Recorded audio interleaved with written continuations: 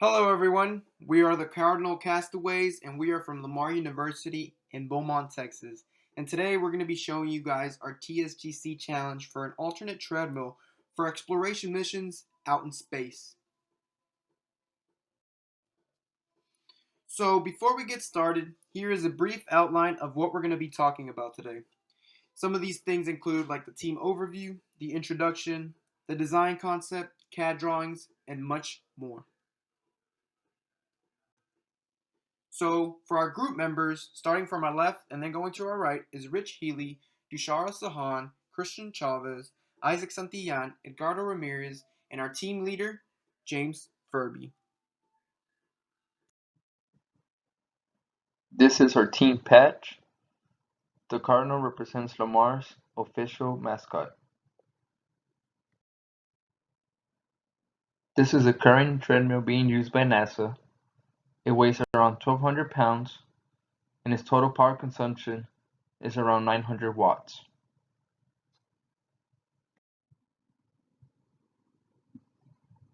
Our challenge for this project is to design an alternative exercise equipment that will provide the same physiological benefits of a treadmill that's being used by NASA today. Our goals for this project is to keep it under 100 pounds in mass, under 50 cubic feet in total volume, and have a power consumption of less than 500 watts.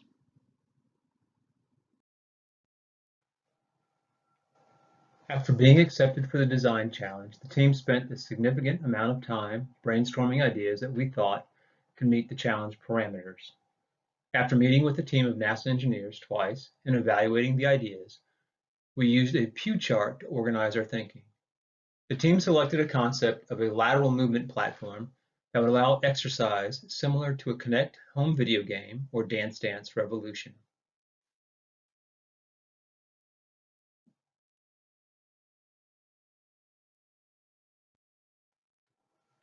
The platform will allow for left and right movement of the astronaut during exercise as well as jumping exercises.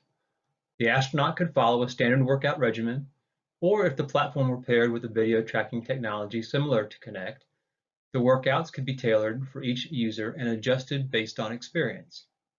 We believe that focusing on jumping and moving activities can yield similar health benefits to the current treadmill. Development would be needed to understand which exercise routines provided the best results.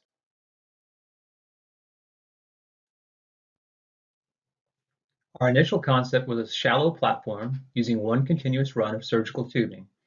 Initial calculations were made to estimate the change in simulated gravitational or down force as well as lateral force on the user from moving laterally. It was determined early on that the lateral force at approximately 60 pounds would be undesirable, and the team needed to work to mitigate this force. Our first adjustment was to allow the pulley to travel in a track to follow the astronaut. This serves to maintain a steeper angle between L2 and L3, which reduces the pull force, or lateral force. In parallel with examining this change, we also examined changes in the effective spring constant of the tubing. The impact on downforce and side force from altering allowable pulley travel are summarized on these two charts. We learned that altering the spring constant of the tubing used only had a minimum impact on side force. However, allowing the pulley to travel significantly reduced the undesirable side force. As the tubing is changing length from the user and pulley movement, we also examined the change in the downforce or simulated gravitational force. In this case, pulley movement would negatively impact downforce. However, using a material with a lower effective spring constant would serve to reduce the magnitude of this undesirable reduction. The two takeaways from this round of development were that the design would need to implement a moving pulley system and potentially examine an alternate tubing from what is used today, depending on movement geometry. By adding depth to the platform and having the pulley travel within it, we were able to reduce the angle formed between the user and the side cables from 37 degrees down to 13. The reduction in angle lowered the previous lateral pulling force when traveling to the far ends of the platform from 66 pounds down to 26. The assumptions made for calculations were that of a desired 200 pounds pulling force, a 12-inch cable-to-cable waist connection, and a 36-inch cable attachment height. As demonstrated by the two animations on the left, the starting point of the pulleys will be in the center point of the rails. The rails themselves are at a 50-degree incline. For example, as the user moves to the far left of the platform, the left pulley will be dragged up the rail and lead their motion, with the right pulley following them. This maintains a more constant applied force to the user in both the X and Y axes. A point to note is that because of the geometric change between position 1 and position 2, the cable length is increased. This increase in cable length will increase the cable tension, but it will also offer another point of possible modification to reduce the overall unwanted forces through manipulation of the cable's spring constant.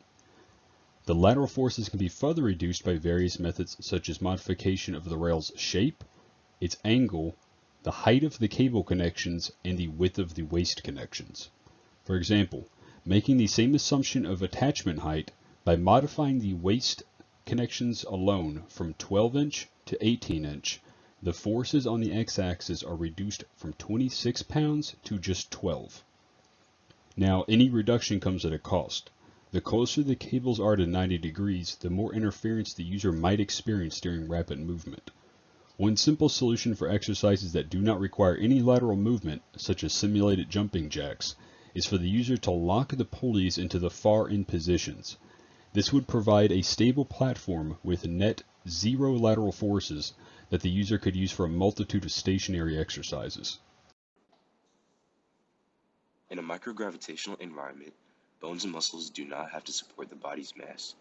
So without Earth-like exercises, astronauts would experience bone and muscle loss, better known as atrophy, during their stay in space. The main areas that are affected are the main supports in human skeleton, such as the lumbar spine, femoral neck, trochanter, and the pelvis. Other parts of the body will slowly degenerate as these main parts experience muscle atrophy.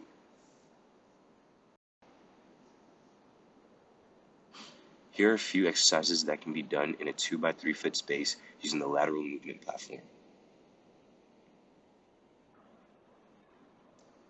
You can do jumping jacks, squat jumps,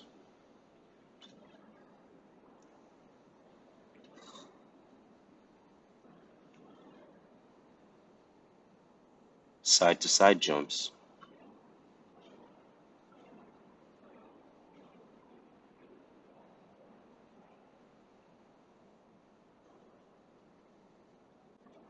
even mimic jump roping. And with a platform that has multiple activity games, you can do yoga, boxing in place, and even do Dance Dance Revolution.